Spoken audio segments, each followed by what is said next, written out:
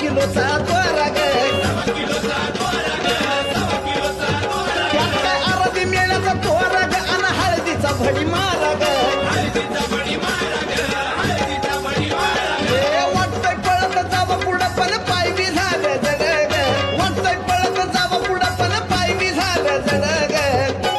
असं येडा माईचा गडन लय अवघड मी पायरी चढ असं येडा माईचा गडन लय अवघड मी पायरी चढ